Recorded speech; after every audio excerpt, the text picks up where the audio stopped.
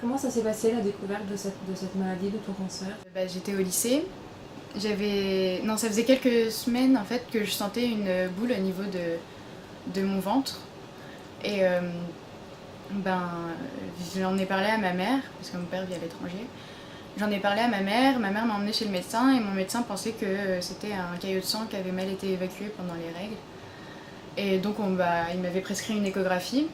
Mais en fait j'avais séché les cours, c'était un jeudi, je m'en souviens.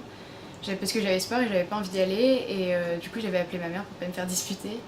Et elle m'a emmenée à l'hôpital pour quand même savoir ce que c'était. Et quand on y allait, ils ont découvert que c'était une tumeur en fait. Ils nous ont pas dit tumeur maligne ou bénigne, on savait pas encore. Mais en fait, ouais, ils m'ont dit que c'était une tumeur. Après, je suis arrivée dans cet hôpital à Marie Curie. Et j'ai eu une biopsie et ils ont découvert que c'était un cancer, une tumeur desmoplasique. Et que c'était un cancer très agressif. Et que j'avais moins de 50% de chances de survivre.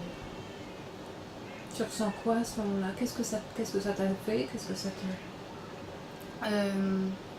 Je crois que j'ai même pas pleuré quand on me l'a annoncé, c'était plus ma mère, parce qu'on réalise pas, je pense.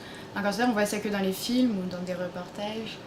Mais on s'imagine pas que ça va être nous, ou qu'on va être touché, surtout à 17 ans. Enfin, il y a même certaines personnes qui ignorent qu'on peut être touché d'un cancer quand on est jeune.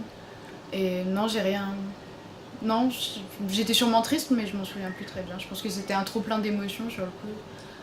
J'avais peut-être un peu peur et tout ça, mais j'avais juste peur de perdre mes cheveux, je crois que c'était ça le truc là. C'était vraiment.